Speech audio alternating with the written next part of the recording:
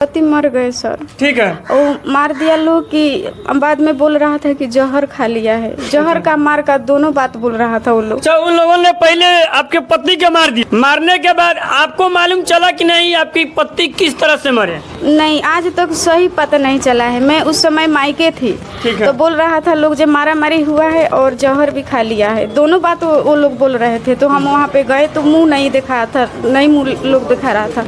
बोला कि चलो पहले सुननामा, हम घर परिवार पर सब पर केस कर दिए थे। तो बोला पहले सुननामा डालो, उसके बाद पति को दिखाएंगे।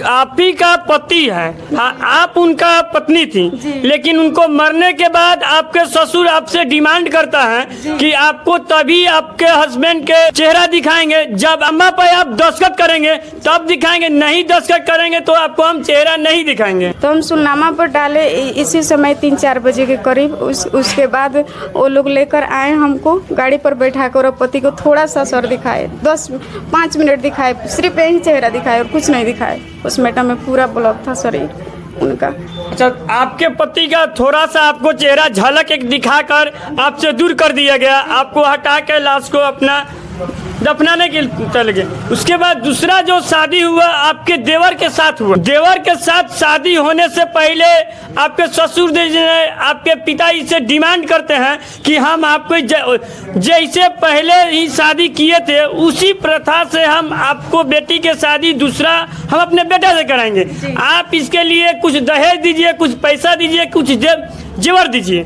जेवर मांगे और आपके पिताजी उस जेवर भी दिए उनको। जी, गाड़ी दिया है, पैसा और सोना का अंगूठी सब देकर धूमधाम से पूरा समाज के साथ फिर से शादी हुआ।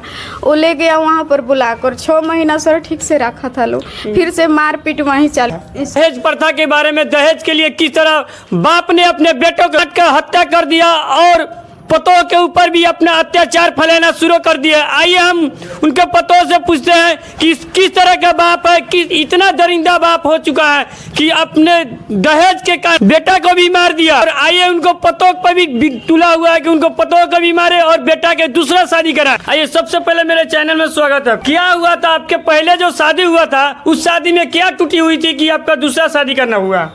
मेरे पति मर गए सर। ठीक है। वो मार दिया लोग कि बाद में बोल रहा था कि जहर खा लिया है। जहर का मार का दोनों बात बोल रहा था वो लोग। अच्छा, उन लोगों ने पहले आपके पति को मार दिया, मारने के बाद आपको मालूम चला कि नहीं आपकी पति किस तरह से मरे? नहीं, इसके लिए कुछ दहेज दीजिए, कुछ पैसा दीजिए, कुछ जेवर दीजिए। उस जेवर मांगे और आपके पिताजी उस जेवर भी दिए उनको। जी, गाड़ी दिया है, पैसा और सोना का अंगूठी सब देकर धूमधाम से पूरा समाज के साथ फिर से शादी हुआ।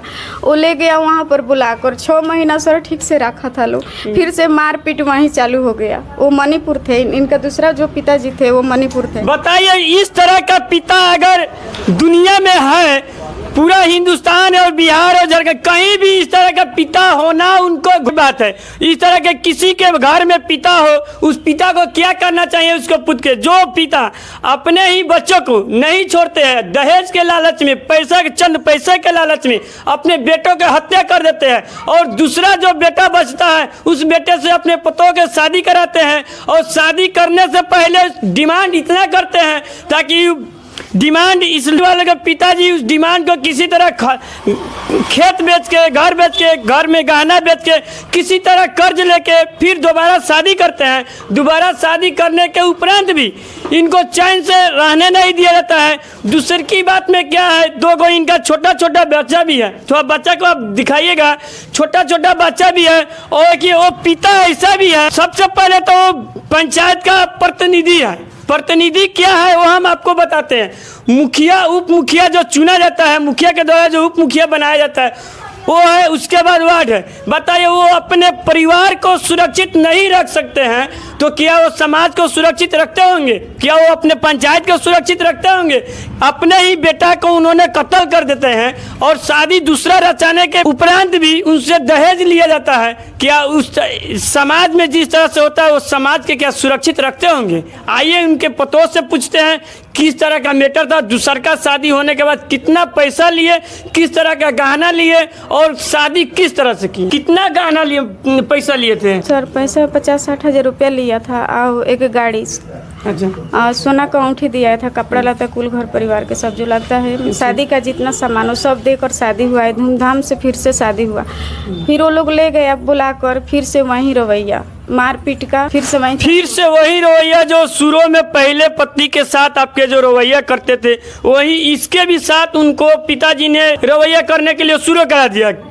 इसका कारण क्या है कि फिर आपसे मारपीट करना शुरू कर दिए, आपसे अलग होना शुरू कर दिए, इसका कारण क्या है? इसका कारण उसका घर परिवार है सर। फिर से माता पिता को देख रहा है, फिर टचर आ गया बाप मतारी का, उधर से पूरा सपोर्ट है, वो लोग बुला लिया है। वो बोल रहा है कि हम लड़की से बात करेंगे, लड़की से शादी करेंगे, वो लड़की के चक्कर में है। दूसरा शादी करने के लिए फिर कहीं न कहीं वो फिराक में है, ताकि फिर लिया है। दिन भर सर वो बात करता था बिछाना पर, सामने बात करता था लड़की से, बोल रहा है कि तुझे छोड़ देंगे लेकिन उस लड़की को नहीं छोड़ेंगे। ऐसे बच्चे को भी बोल रहा है हमारा देश से बच्चा चाहिए। आपका ससुर इस कांड में आपको साथ दे रहे हैं कि नहीं? नहीं दे रहे हैं, बोल रहे हैं जैसा बेटा को छोड़ दिया है, तू तेरा जैसा मर्जी वैसा करो, दूसरा शादी करो, कोई आपत्ति नहीं है।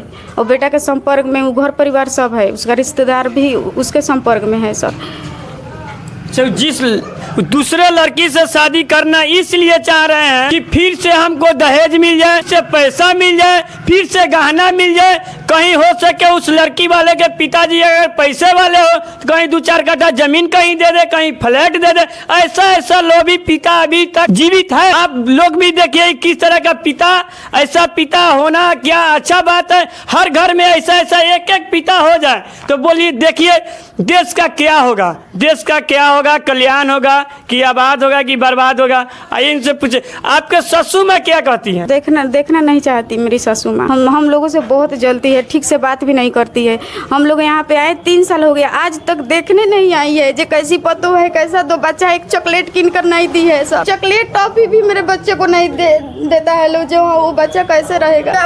और उसका बेटा संपर्क में था मेरा पति, वो सब कुछ दे रहा था, तो वो भी बुला ली है फोन करके जो जल्दी आओ यहाँ पे। बताइए इस बच्चा का क्या कसूर है? इतना मासूम छोटा बच्चा है, इस बच्चा का क्या कसूर है? कैसा बाप है, कैसा बाप है कि अपने पोता का भी नहीं छोड़ पा रहा है। एक पोता भी है और एक यहाँ पे पोती भी है, दोनों लड़का ही है। अपने पोता को भी उन्होंने नहीं छोड़ पा रहे हैं। सबसे पहले तो वो अपने बेटा को नहीं छोड़े तो पोता का क्या छोड़ेंगे? इतना मासूम, इतना अच्छा खुशहाल उनका पोतो भी है, तो के भी अपने घर में नहीं रखना चाहते हैं। और क्या कहते हैं लोग? नहीं रखना चाहते।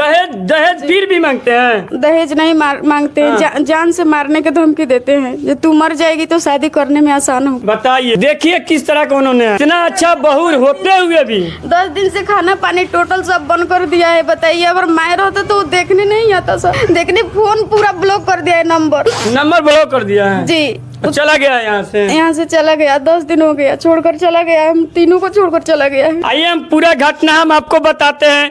इनका पहला शादी 2014 में 11 तारीख 5वां महीना 2014 में हुआ, जिनका नाम था प्रदीप शर्मा।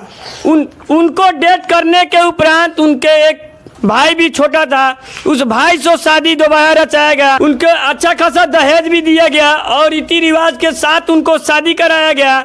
उसके बाद उनका दूसरा शादी 21 में दूसरा शादी हुआ, यानी 6 साल के उपरांत 2 शादी हुआ। बताइए, और उसके बाद भी 2-3 साल अभी हुआ ही नहीं कि फिर दूसरा शादी करने के लिए उन्होंने तैयार है, ताकि इसके कारण हमको दहेज मिले, पैसा मिले।